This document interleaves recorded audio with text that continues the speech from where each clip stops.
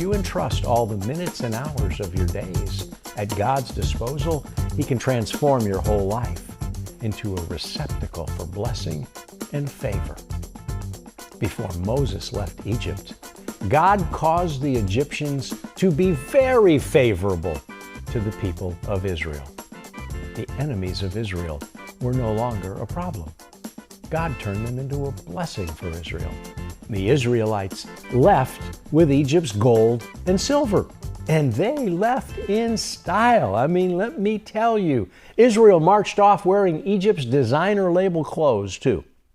The Egyptian enemies of Israel gave the Israelites whatever they asked for, so they stripped the Egyptians of their wealth. Your enemies are no more challenging, your reputation no more damaged, and your prospects are no bleaker than those of Moses. From the time of his birth, Moses was doomed, but as we know, his story ended very differently than Pharaoh envisioned. God crafted an entirely new conclusion. Moses showed the world a miraculous new perspective, and God revealed new strategies. He provided the tools to change lives. Having God's perspective can even change reality. By the way, reality is not all that it's cracked up to be.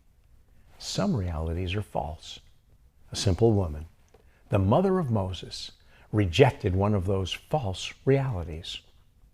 The reality of a Jewish pregnancy under Pharaoh's rules required infanticide. How could she intentionally destroy her newborn son? Her reality wouldn't allow such behavior. Her heart cried, "No, I'm a mommy, not a murderer." She had a name. It was lost to most folks because few know the name of the mother of Moses. Now, we know much about his brother Aaron and his sister Miriam. We know a bit about his father-in-law Jethro and his wife Zipporah. His father's name is Amram. He made it into some genealogical accounts because Jews tracked family descent through the father's lineage. The father of Moses is easy to locate in the biblical records. His mother's name is more obscure. Her name was Jochebed. In Hebrew, it meant God is glory. Some translations shorten it to God's glory. I like that because Jochebed, the mother of Moses, mirrored the love of God, and God's love is an awesome display of His glory. Jochebed was a mommy in a much more real way than she was a slave in Egypt. That mommy rejected Pharaoh's decree. At least she refused to give up her reality to comply with Pharaoh's reality. The king of Egypt was living in a fear-based reality of his own making. Pharaoh was afraid that the sons of the Jewish mothers would someday revolt against Egypt. That was his fear. And it was his fear that formed his reality and informed his decisions. His fear drove him to issue the decree violated by the midwives, and it caused him to establish the executive order, drown the Jewish baby boys. I don't want them growing up to revolt and turn against Egypt. To the Jews who believed Pharaoh's reality, Moses should have simply been drowned. How many mothers killed their baby boys because they believed the reality of a king's decree? I mean, Pharaoh was right. His fear was realistic. It sounds strange, but in spite of the fact that the Hebrews were God's people, it was God who let them grow stronger than their enemies. It was God's doing. He made the Egyptians plan hateful things against them. Pharaoh had reason to be angry and fearful. He was in a classic no-win situation. He tried to alter the outcome of his fear-based reality with a dictatorial demand. But that mommy who carried God's glory could not violate her God-given maternal reality. That mommy put Moses into the Nile River as commanded by Pharaoh. But to her credit, her reality prohibited her from drowning Moses. She gave Moses a chance to live. That was the best she could do, but it was enough. She gave God a chance, and he took it from there. Mommy couldn't control the feeding habits of hungry crocodiles. They had probably developed a taste for tender Jewish male infants left to die close to shore. Mommy had no power over the waves that might flip Moses into a watery grave. She had no real control over any outcomes, but she did have control over her decision. She refused to just drown her child. Mommy's reality desired life. Pharaoh's reality demanded death.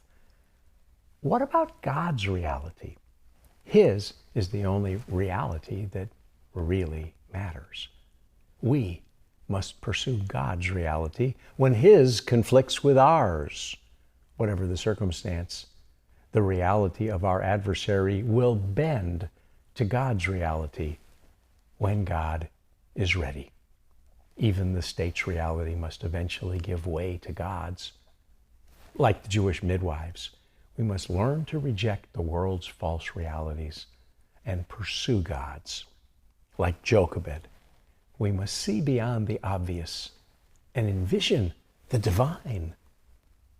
When the world's reality is godless, we must pursue God's reality in our life. That's when He brings us a heightened sense that all things are possible with God. That's when His plans and His purposes and His power begins to upend the false realities that threaten to rob us of our dreams, cause our failure, and crush our hope. That's when God's miracles become our reality. The mother of Moses reached her end. I'm sure when she floated little Moses down the river, her heart was broken. It was the worst day of her life. That was when her reality finally met up with God's. A little basket of dreams launched from the bulrushes in Egypt's Nile River sent her helpless little baby into the holy flow of God's salvation plan of the ages. Pharaoh didn't understand he'd become a bit player in the plan of God. He was a vessel fitted for destruction. And if we are wise, we will not judge such choices. They only remain in God's purview. What if God, wanting to show His wrath and to make His power known, endured with much long suffering the vessels of wrath prepared for destruction? Pharaoh was a challenge to God's people and an opportunity for Moses to pull the curtain back and reveal the grand glory of God. Every obstacle to the plan of God is subject to the immediate and radical change that God's will reveals without anyone's approval and over everyone's objections. Until we get to the end of our reality, we're not prepared to enter God's reality. Parents, if we're not ready to place our highest aspirations for our children's lives in a shaky, tar-patched basket and let it float down a hostile river into God's hands, don't go near the water. But if we're ready for what's next in life as servants of God, buckle up, partner. The ride gets rocky, but amazing. The psalmist said, He holds our lives in His hands and He holds our feet to the path. I love that. He holds our feet to the path. I'm not going off the rails, no matter how sharp the turn or how steep the incline or decline. God is going to hold our feet to the path. We can trust God with our lives. and our destiny. Don't leave home without him. Take no leg of this journey alone. If you are pursuing God, he will hold your life in his hands. He will hold your feet on his path. You won't go off the rails. In the case of Moses, not only did mommy's reality save the life of her baby, but God's plan enriched her life and brought redemption. And that brings us to Randy's rule of theology number 1. Take notes. God uses everything at his disposal to accomplish his goals. And rule number 1 is inseparable from rule number 2. Randy's rule of theology number 2, everything and everyone are at God's disposal. Let me tell you, Pharaoh's worst nightmare became his reality. He attempted to change his fear-based reality through dictatorial decree. He issued death warrants for all Jewish baby boys. He was determined to manage Jewish population control. He intended to continue using the free slave labor that underpinned Egypt's economy. And what happened? Pharaoh's daughter adopted baby Moses. I mean, just when things seem totally off the rails, God's salvation plan of the ages came to create circumstances that revealed his plan was right on track. Now, though she was not Jewish, the daughter of Pharaoh should be recognized as one of the greatest of all Passover heroes. Sadly, she's usually overlooked, and that's another tradition I think we should change. What kind of world would we have if she had not opened her heart to baby Moses? The Bible would have been much shorter, and those great Moses memes on social media would have made no sense. Exodus does not mention her name, and that's odd since Moses wrote the book. There's only one single verse far from Exodus in 1 Chronicles that says, "And these were the sons of Bithiah, the daughter of Pharaoh." Of course, we can't be positive which Pharaoh in history was Bithiah's daddy. Neither can we be certain which of Pharaoh's daughters raised Moses. Her name is uncertain. Many rabbis do believe that Bithiah is the name of the Egyptian mother of Moses. But even if we don't know her name with certainty, we do know her character. We also know that God has a finely tuned sense of humor and a well-crafted sense of fair play. I won't say that God's a practical joker, because I don't want to get pranked by him if he's offended by such a characterization. I'll let you decide. Pharaoh's daughter paid the mother of Moses a handsome wage to nurse Moses. So I ask you this question. Where does the daughter of the king go for her spending money? I think the answer is back to daddy. So here's another question.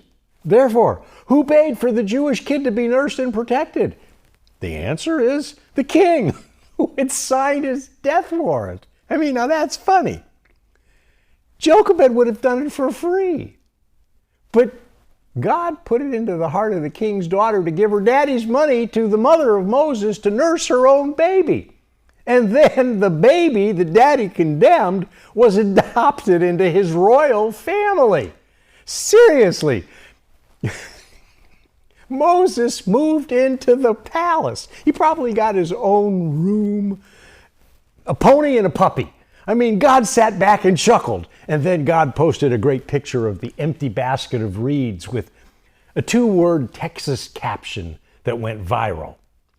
Bam! Well, you see what's next. And that brings me to Randy's rule of theology number 3. Be sure and write this one down. God is good, and he does all things well. We just need to stop doubting God. We got to stop thinking that God is mad at us or he's out to get us. We must quit assuming that things are not going to work out. We need to silence the failure loop, playing over and over and over again in our heads. Well, that didn't work. This ain't gonna work. You know, things just never work out for me. You all know the chorus to that song, don't you? Please don't sing along. Nobody likes me, everybody hates me, I'm gonna go eat worms. This is a Passover prequel. Does Walmart even sell unleavened worms?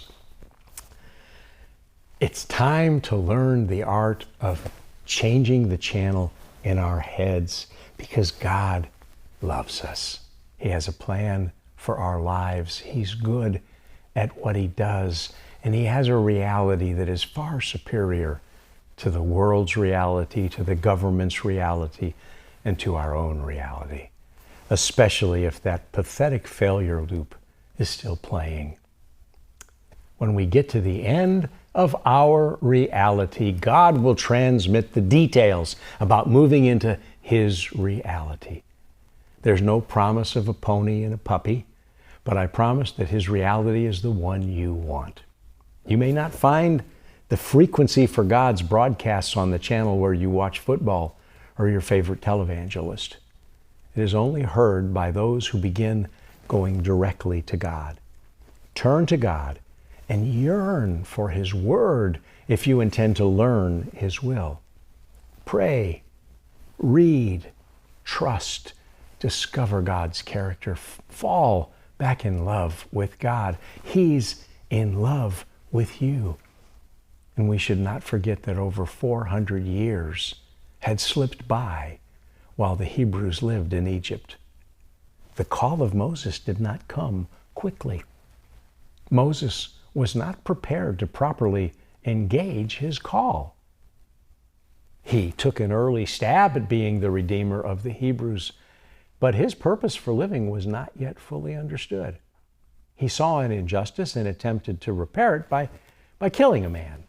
In fact, Moses was guilty of premeditated murder. Moses made sure there were no witnesses. Then he whacked his victim and hid the body. Moses was hasty. He was violent. His character was yet undeveloped. He was a man of wealth and influence with no one to teach him about God. Think about that. At that time, Moses was more like Pharaoh than he was like God's Redeemer, and that shouldn't be surprising. Pharaoh helped raise Moses. He grew up in the court of Pharaoh. Moses certainly revered his adopted grandpa until the manslaughter incident sent him on the run for his life. In the wilderness, the entire persona of Moses changed. He had a new career and a new family. He probably had a new identity. Moses found himself in a different world with a different future than he'd expected. I wonder, how much of his prior life was exposed to his new family? I wonder if Moses had reformatted his hard drive and erased all his dreams of an influential future. Had he wiped off every meaningful desire for significance and forgotten his former momentary feeling of concern for the Hebrews? Did sheep, sand, and survival fill his thoughts? That's my assumption. He probably lost all sense of call. What remained was a duty to fulfill the daily tasks associated with desert life, to preserve his family. Moses took a long walk in a bleak place, wondering what had happened to his life. Wandering and wondering changed everything for Moses. He wandered back into his destiny. Moses had an encounter with God. It was shocking for important reasons that extend beyond the physics of fire. After all, who was God? Did Moses know God before his burning bush encounter?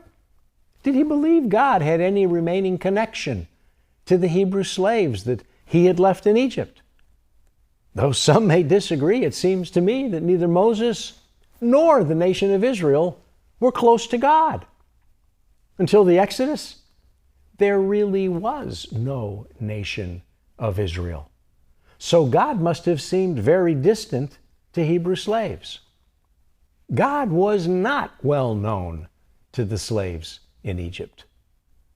Moses understood the confusion that would occur if he visited the Jews of Egypt with a message from his long-forgotten God that suddenly popped out of a burning bush. The question Moses asked God was not rhetorical. It was genuine and practical.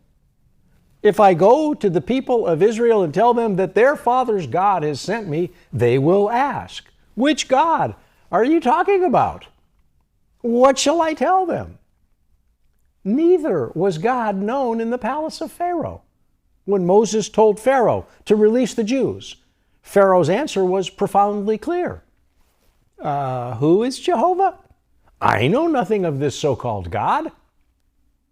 You see, at that point in Jewish history, God's connection to Moses and the Hebrew slaves is a bit mysterious. God had made a specific covenant with Abraham, and that arrangement was extended to Abraham's son Isaac. Later, it was expanded to include Isaac's son Jacob and his family, and then God changed Jacob's name to Israel. Israel had 12 sons, and the promise made to great-grandpa Abraham flowed to the people who became known as the 12 tribes of Israel, from the 12 sons of Jacob, Israel. They landed in Egypt and settled into a fantastic arrangement under the care of Joseph, Jacob's favorite son. Joseph had arrived in Egypt under horrible personal circumstances. Joseph's story in a thumbnail version was that he had 10 older brothers. Joseph was his father's favorite son. His brothers were jealous of the favor and benefits shown to Joseph, and Joseph did not help himself by telling the family that he had dreams that someday they would all bow down to him. His brothers threw Joseph into a pit and talked about killing him. Joseph begged his brothers to end the bad joke. He may have initially thought it was just a prank. But this was not just another big brother story of a little brother getting a cosmic wedgie. They actually faked his death and sold Joseph as a slave to some passing traders. And that was how Joseph ended up in Egypt. By the way, Joseph was not a whiner. He was a winner. Be like Joe. It worked out pretty great for him. Joseph rose to power quite unexpectedly. His was the classic rags to riches story. It was a contorted, painful, crooked, unfair journey to greatness. Through the unparalleled success of Joseph's leadership, the nation was saved from starvation, and Pharaoh became famously wealthy. It was an amazing reversal of fortune story that unfolded in Joseph's life, but all good things came to an end. When the favor curried by Joseph ended, the Jews were soon enslaved by a later Pharaoh. After 430 years, Joseph was just a bag of bones. Well, actually, he was mummified like his father Jacob. But the Hebrews had become Egypt's perpetual slave class. God heard the cries of his people in bondage. Cue the matzah for Passover. You see, the fulcrum of Christianity is the resurrection. But what about Judaism? The fulcrum of Judaism is the Exodus at Passover. It was through the Exodus that the nation of Israel came into being. God transitioned from having a relationship with the family of Israel, Jacob, to a relationship with the entire nation of Israel. This work examines the path Moses took to greatness. It was not a straight path to glory.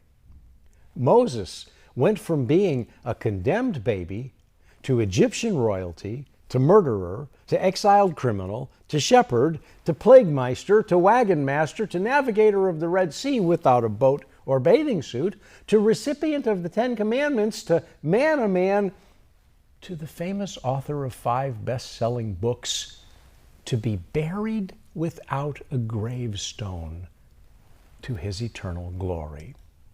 His resume was impressive, but his career path was fitful and spasmodic.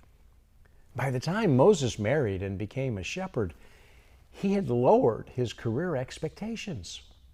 Moses quickly outgrew his temporary left-wing fixation of identifying with the Jewish slave class. He transcended a desire to help the underprivileged, and it actually joined the ranks of the underprivileged.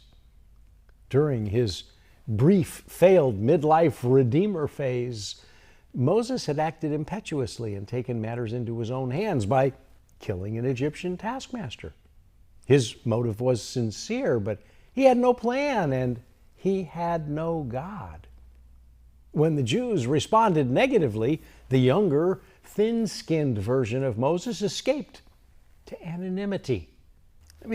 His failed attempt to play the part of a deliverer caused his right-wing ruling family to cut ties. Moses discarded the call of God, and he also tried to forget his previous privileged, entitled, elitist lifestyle among Egypt's most fashionable upper-crust social class. He probably was horrified to see himself as a man with a fascinating past, but a bleak future. And how many of us fail at our call of God when we act impetuously? How many of us regret taking God's matters into our own hands? If we depend on our natural strengths to accomplish something that requires spiritual giftings, failure is inevitable. Spiritual endeavors require instructions from God. Do you ever get tired of doing right things the wrong way? How many of us get worn out doing God's work in our own way? Each of these questions point us to one conclusion. Without God, we're in trouble. The only path we should pursue is to humble ourselves and yield to God. Moses was done with the spiritual stuff, but God was not done with Moses.